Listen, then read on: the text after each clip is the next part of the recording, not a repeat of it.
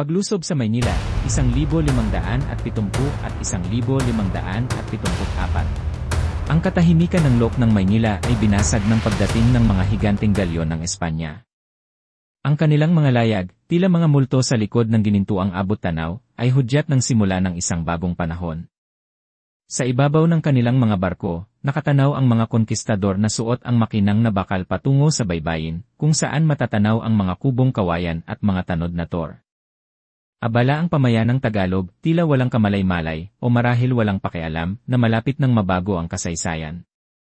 Si Martin de Goiti, na ipinadala ni Miguel Pez de Legazpi, ay hindi lamang naghahangad ng buwis kundi ng ganap na pagpapasakop. Ngunit si Raja Sulaiman, marangal at matatag, ay hindi kailanman magpapasailalim sa mga dayuhang hari. Dalawang mundo, pinaghiwalay ng karagatan at hangarin, ang ngayon ay nagkakatitigan sa gitna ng alon. Bigo ang diplomasya. Sa mismong sandaling namatay ang kapayapaan, sumabog ang mga pampang ng ilog sa apoy at matinding galit. Ang mga mandirigma ni Raja Sulaiman, mabilis at mabangis, ay bumaba mula sa gubat na parang bagyong hangin, kumikislap ang mga tabak, nakataas ang mga kalasan. Tumugon ang mga Kastila sa maayos at disiplinadong hanay, sabay ang ugong ng mga arkebus na lumalagapak sa gitna ng mga punong niyog. Dumanak ang dugo sa banal na lupa ng Maynila.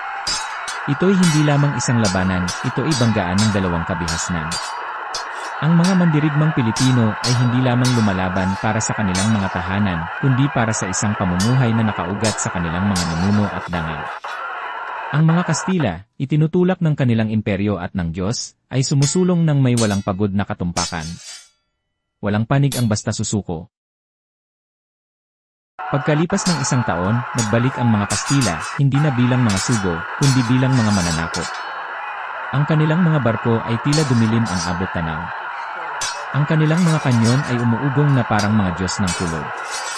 Sa pagkakataong ito, wala nang puwang para sa pag-uusap. Nilamon ng apoy ang buong pamayanan.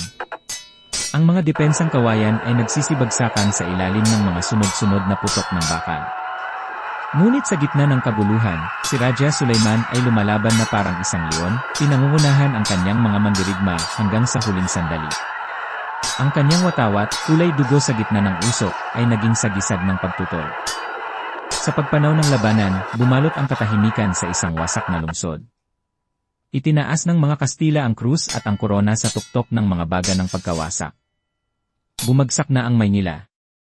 Ngunit ang paglaban ay hindi tuluyang namatay, ito ay pansamantalang natutulog lamang.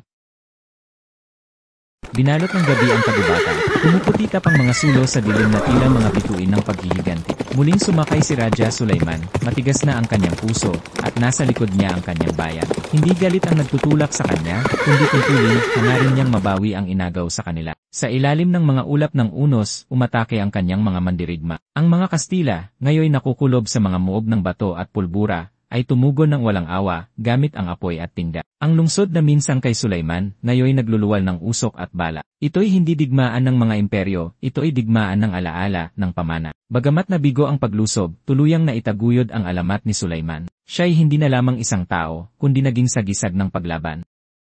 Muling dumilim ang dagat. Ngunit sa pagkakataong ito, mula sa hilaga, dumarating ang mga layag na may dalang panibagong banta. Si Limahong, ang kilabot na piratang pinuno ng South China Sea, ay kasama ang isang armadang binubuo ng mga tulisan, bayarang mandirigma, at mga itinakwil. Hindi siya naghahangad ng tributo, nais niyang maghari. Ang kanyang paningin ay nakatuon sa Maynila, isang lungsod na bata pa, at marupok pa rin. Nagpupunyagi ang mga Kastila sa paghahanda. Ang mga lokal na Tagalog at Kapampangan, na may alaala ng nakaraang mga laban, ay muling hinasa ang kanilang mga sandata. Umangal ang hangin habang dumaong ang mga dragon ship ni Limahong. Ang abot-tanaw ay nagliliyab, hindi sa liwanag ng araw, kundi sa ambisyon at pagkauhaw sa dugo.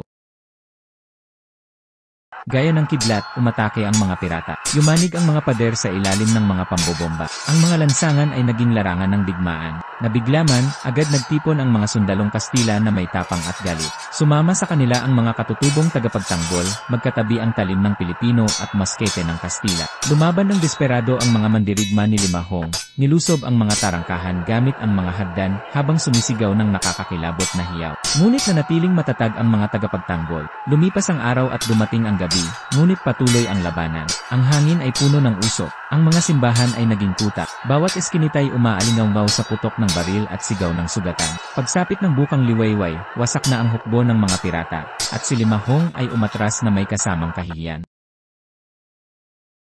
Bagamat sugatan, hindi pa tuluyang wasak, tumakas si Limahong patungong Hilaga sa Pangasinan, naghahanap ng masisilungan upang muling buin ang kanyang pangarap na imperyo. Ngunit si Juan de Salcedo, ang komandante ng mga Kastila, ay humabol na may galit at paghihiganti. Pumikit ang gubat sa paligid ni Limahong na parang isang bitad. Tinanggihan siya ng mga lokal na pinuno. Ang dati niyang makapangyarihang armada ay unti-unting nauwi sa mga bangkay ng barko. Napalilibutan, labis ang bilang ng kalaban, at limot na ng kanyang sariling bayan. Ang piratang minsang naghamon sa Maynila ay tumakas sa mga lihim na daan ng tubig at hindi na muling nagbalik. Itinakwil siya ng lupang nais niyang sakupin, hindi kailanman tinanggap ang kanyang paghahari.